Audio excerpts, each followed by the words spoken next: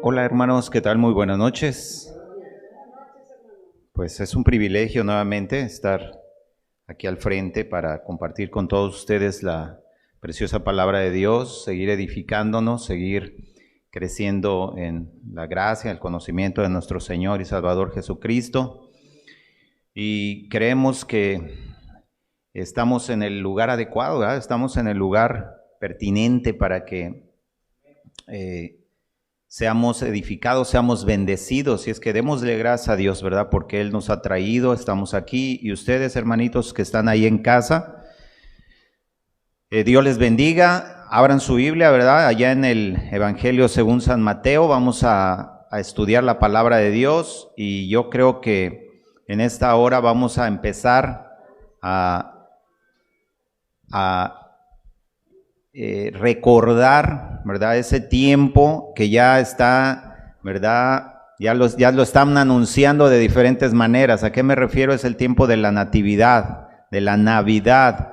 Y ya lo mencionamos, ¿verdad? Ya muy rápidamente ya entramos a diciembre. Ya huele a ponche. Ya, sí se me antoja un ponche, ¿no se les antoja a ustedes? Ya no lo hemos de tomar, primeramente Dios.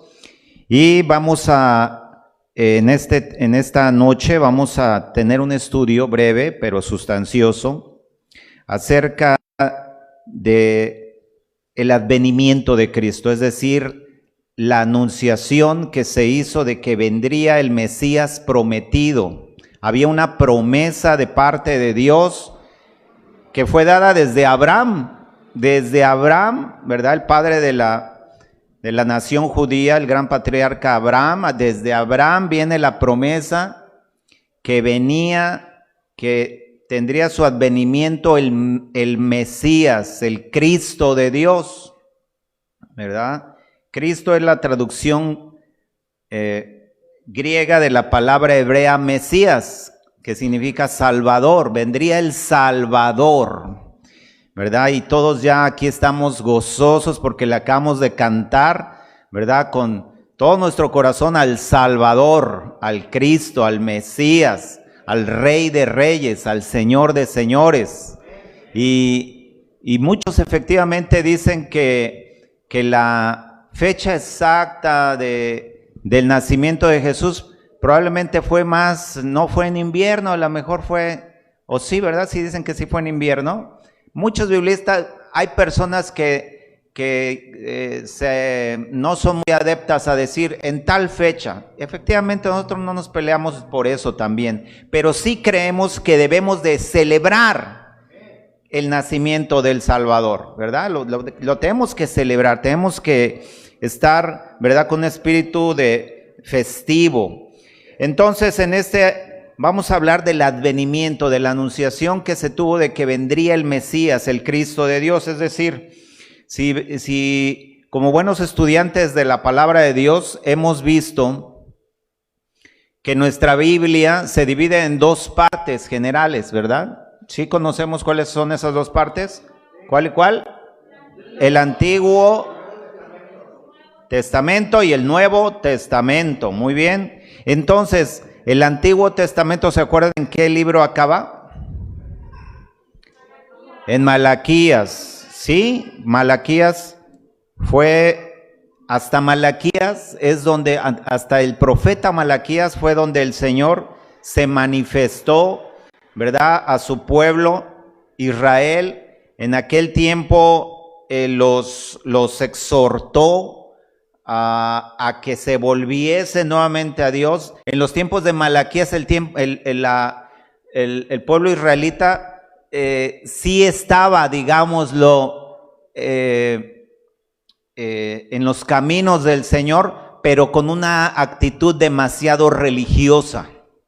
Sí, es por eso que en algunos pasajes de Malaquías encontramos un reclamo de parte del Señor en los labios de Malaquías, porque, por ejemplo, hacían las cosas, su vida de fe era como por cumplir, ¿sí se entiende? Como por cumplir.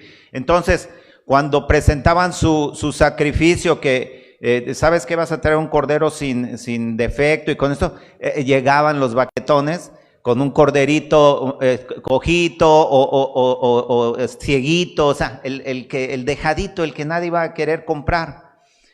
Y Dios reclama en labios de Malaquías, eso, a ver, preséntale eso a tu príncipe, a ver si le va a ser grato.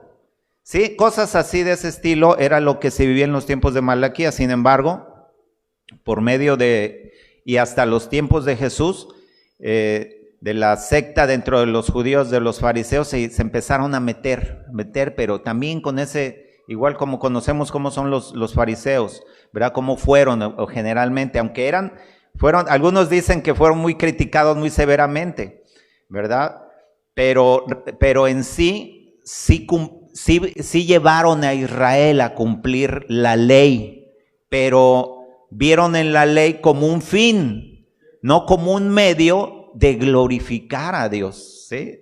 Bueno, ese es un poquito antes de todo esto, es decir, desde Malaquías hasta el libro de Mateo, ¿cuántos años crees que hubo de un silencio de parte de Dios? Porque ya no hubo revelación. 50 años, 100, 400, ya me ganaron aquí hermanitas que son bien abusados, que son muy aplicados en la Biblia. Efectivamente, 400 años de un silencio en el que los profetas cayeron. Ya no hubo, callaron, ya no hubo de parte de Dios profecía, palabra, pero algunos interpretamos que este periodo fue un periodo en el que Dios pareciera que estaba preparando al mundo para la llegada de su Hijo, ¿sí? Era un periodo el que le estaba preparando. Entonces, encontramos allá en el Evangelio de Mateo, ahorita vamos a leer una parte muy importante, que dice, en los 400 años previos al advenimiento de Jesús, nada nuevo había sido agregado en la Biblia. Como ya lo mencionaba, los profetas, ya no hubo revelación divina. Entonces, durante todos estos años que hubo en esa región de Palestina, un periodo convulso, ¿verdad? En los que subían reinos, bajaban, eran conquistados, llegaba otro más poderoso, etcétera, etcétera. Recuerden que Israel en los tiempos cuando nació Jesús, Israel no era una nación libre. Estaba bajo el sometimiento del imperio, ¿se acuerdan? Romano. Entonces,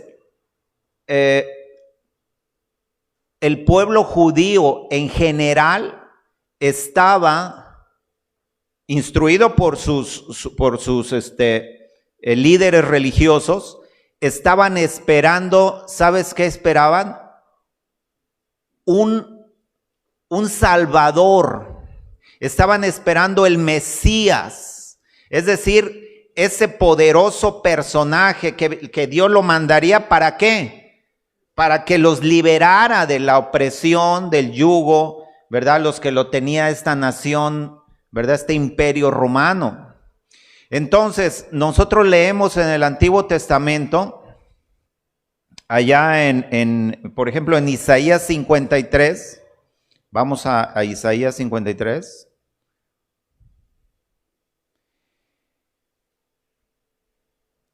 Que habla de los sufrimientos del siervo de Jehová. Isaías es una porción de la Biblia escrita cientos de años. Al profeta Isaías Dios le revela todo esto y aquí hablaba de ese siervo, pero eran, ¿qué creen? No hablaba de un siervo así, poderoso, lleno de carisma. No, hablaba de un siervo sufriente. Y eso no clicaba, ¿verdad? Con las expectativas del pueblo judío. Ellos querían un siervo que viniera de parte de Dios, pero poderoso, como un rey así, libertador. Pero Isaías describe un siervo sufriente. Leamos, dice desde Isaías 52:13 dice: he aquí que mi siervo será prosperado, será engrandecido y exaltado y será puesto muy en alto. Hasta ahí va bien, ¿verdad? Parece como que suena bien. ¿Cómo se asombraron de ti muchos? De tal manera fue desfigurado de los hombres su parecer y su hermosura más que la de los hijos de los hombres. Así asombrará él a muchas naciones, los reyes cerrarán ante él la boca, porque verán lo que nunca les fue contado y entenderán lo que jamás habían oído. ¿Quién ha creído? Dice 53:1. ¿Quién ha creído a nuestro anuncio? ¿Y sobre quién se ha manifestado el brazo de Jehová? Subirá cual renuevo delante de él, y como raíz de tierra seca, no hay parecer en él ni hermosura. Le veremos más inatractivo para que le deseemos. Despreciado, aquí se pone más tremenda la cosa, dice: despreciado y desechado entre los hombres, varón de dolores, experimentado en quebranto, y como que escondimos de él su rostro. Fue menospreciado y no lo estimamos. Ciertamente llevó él nuestras enfermedades y sufrió nuestros dolores, y nosotros le tuvimos por azotado, por herido de Dios y abatido. Mas él herido fue por nuestras rebeliones, molido por nuestros pecados. El castigo de nuestra paz fue sobre él, y por su llaga fuimos nosotros curados. Así describía Isaías a este siervo de Dios, pero un siervo sufriente. Entonces, esa enseñanza, los eruditos de la Biblia, los judíos, pues como que le hicieron, pues, como que no, esto no, sí, de verdad la dejaron así, pues no, esa, quién sabe de qué habla, la verdad, no. Pero no creyeron que así, efectivamente así Dios, su Dios, el Dios de Abraham, de Isaac, de Jacob, habría de mandar un siervo sufriente. Lo que esperaban era un rey, y efectivamente les fue otorgado un rey. No fue un impostor, fue un rey. Y la genealogía de ese rey, la palabra de Dios no la dice. Fíjese qué interesante es. Los reyes no se ponen a sí mismos por reyes, ¿verdad? Sino que vienen de un linaje real. Entonces la palabra de Dios tiene mucho cuidado en demostrarnos, en hacernos ver y que conozcamos que Jesús efectivamente corresponde a ese siervo que vendría de parte, ¿verdad?, de toda esa genealogía desde Abraham. Vamos a verlo, dice allá en la genealogía de Jesús, y es un texto que muchas veces pasa desapercibida, pero veámoslo bien. ¿Sabes qué? Porque aquí vamos a encontrar la raíz y vamos a ver que efectivamente Jesús era de un linaje real. Dice, carnalmente, ¿verdad? Dice, libro, sí, es Mateo capítulo 1, de los versículos 1 al 16, dice, libro de la genealogía de Jesucristo, que se le conocía como hijo de David. Ahorita vamos a ver por qué. Hijo de Abraham, o sea, pues Abraham era el patriarca de la nación judía, ¿sí? Era el patriarcazo, era el mero, ¿sí? El patriarca Abraham. Ahora, fíjense bien cómo empieza. Abraham engendró a Isaac. ¿Sí? ¿Se acuerdan de Isaac, verdad?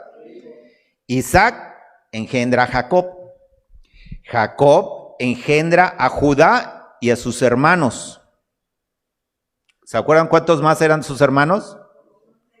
11, ¿verdad? Los 12 patriarcas de la iglesia, del pueblo israelita de la antigüedad, ¿verdad? Y Judá engendró a Tamar. Perdón, engendró de Tamar a Fares, sí, gracias. Y a Sara, Fares a Esrom y Esrom a Aram. Aram engendró a Aminadab, Aminadab a Nazón y Nazón a Salmón. Salmón engendró a Rahab, de Rahab a Boz, perdón. Boz engendró de Ruth a Obed y Obed a Isaí. Fíjense bien, algunos personajes nos acordamos un poquito de ellos, ¿verdad? ¿Se acuerdan del libro de Ruth? Bueno, entonces Isaí engendró al rey David, ¿sí? El padre del rey David fue Isaí. Y David, el rey David, engendró a Salomón, de la que fue mujer de Urías Eteo. ¿Se acuerdan de ese drama? Tremendo. Pero Salomón, ese Salomón, ¿se acuerdan de Salomón? Ese rey tan lleno de bendición, sabio Salomón, engendró a Roboam, y Roboam engendró a Abías, y Abías a Asa. Y Asa engendró a Josafat, Josafat a Joram, y Joram a Usías. Usías engendró a Jotam, Jotam a Acaz, y Acaz a Ezequías. Ezequías engendró a Manasés, Manasés a Amón, y Amón a Josías.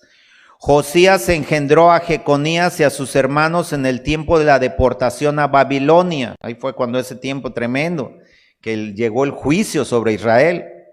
Después de la deportación a Babilonia, Jeconías engendró a Salatiel, o sea, regresando de allá de la deportación, ya otra vez en tierra palestina, Salatiel engendra a Zorobabel, y Zorobabel engendró a Abiud a Eliakim, y Eliakim a Azor.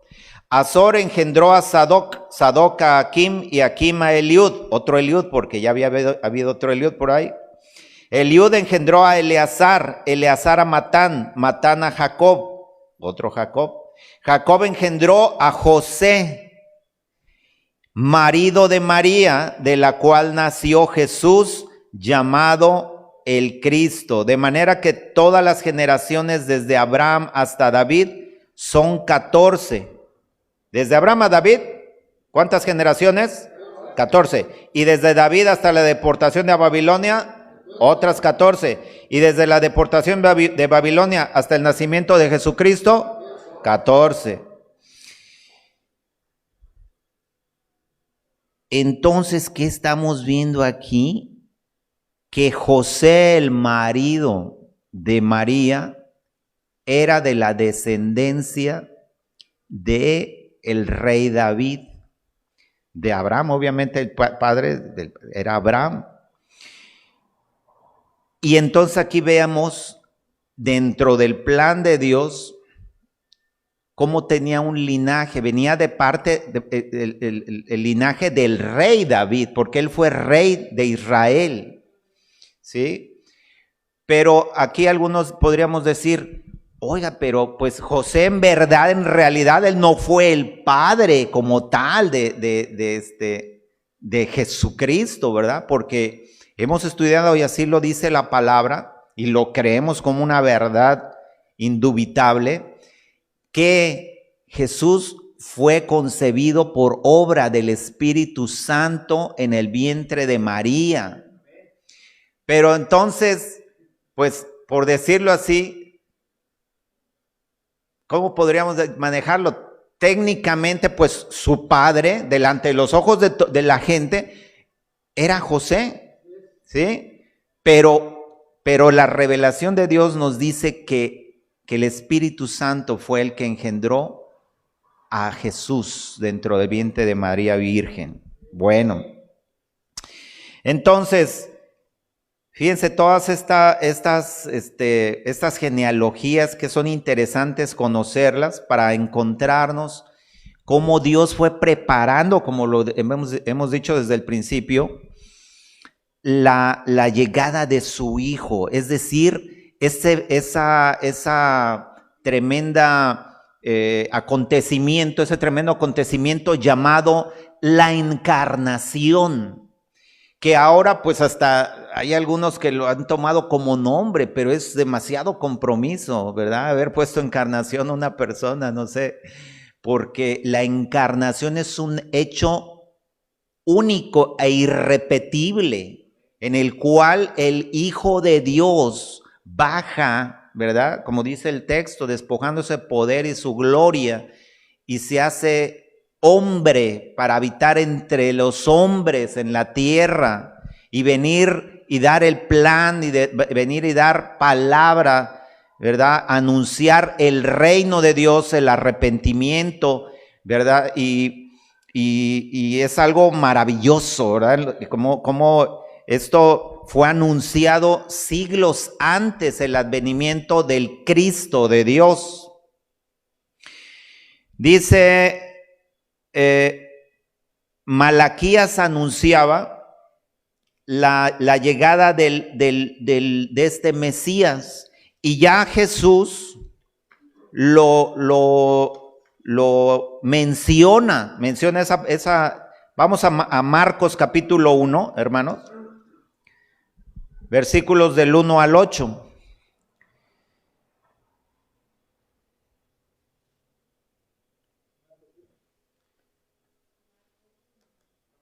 Ajá.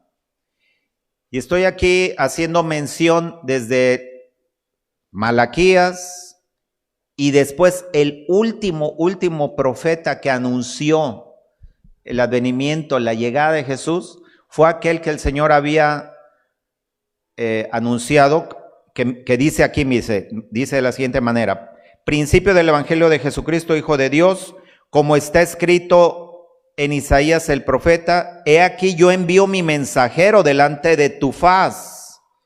Ese mensajero es el último profeta que iba a venir antes, iba a anteceder la llegada de Jesús, el cual preparará tu camino delante de ti. Voz del que clama en el desierto: preparad el camino del Señor, enderezad sus sendas. Y bautizaba Juan en el desierto y predicaba el bautismo de arrepentimiento para perdón de pecados, y salían a él toda la provincia de Judea y todos los de Jerusalén, y eran bautizados por él en el río Jordán, y confesando sus pecados. Y Juan estaba vestido de pelo de camello y tenía un cinto de cuero alrededor de sus lomos, y comía langostas y miel silvestre, y predicaba diciendo: viene detrás de mí el que es más poderoso que yo, a quien no soy digno de desatar encorvado la correa de su calzado. Yo a la verdad os he bautizado con agua, pero él os bautizará con Espíritu Santo. Aleluya. Entonces, este advenimiento de Cristo, de este siervo de Dios, había sido anunciado. Hoy en día, hoy que estamos iniciando esta temporada que muchos le decimos navideña, ¿verdad? De diciembre, nos ha resultado como predicadores, ¿verdad? De esta iglesia, empezar a mencionar este advenimiento, hacer un recuento de cómo fue anunciado a través de muchos versículos, de muchos profetas, porque Jesús es el hilo de oro que atraviesa toda la Biblia, aunque no específicamente se habla de Jesús, pero Jesús está presente en toda la Biblia.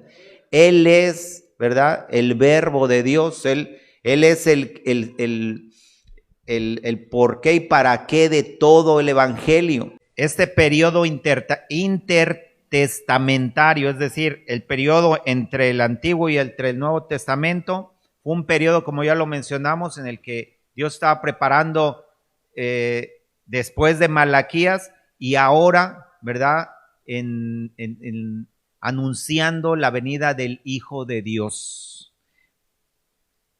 Creo que esto es lo que hoy hay para predicar, hermanos. Es esta pequeña introducción. Ya más adelante va a haber mucho más que hablar acerca de de todo lo que sabemos, cómo fue el nacimiento de Jesús, cómo empezó su ministerio, cómo llegó, cómo hizo todo, pero hasta que lleguemos precisamente pues a enfatizar más su nacimiento, porque es el momento en el cual nos regocijamos, ¿verdad? Como aquellos ángeles cuando fue el nacimiento de Jesús se regocijaron de que el Hijo de Dios había nacido y que estaba entre los hombres.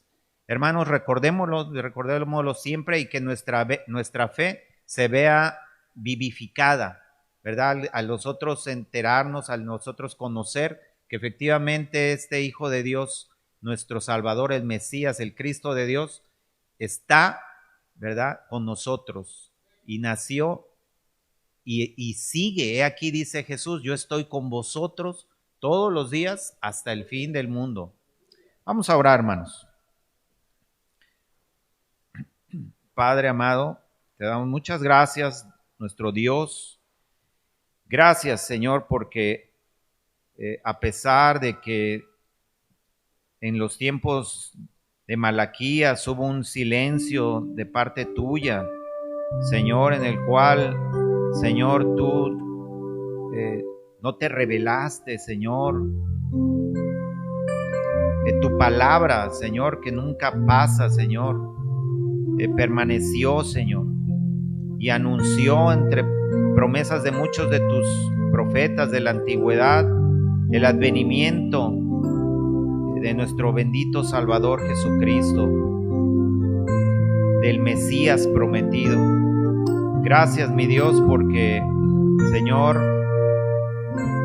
tú, Padre amado, en estos tiempos, año 2021, Padre, Señor, tú has derramado fe en nuestros corazones por medio de tu Espíritu Santo.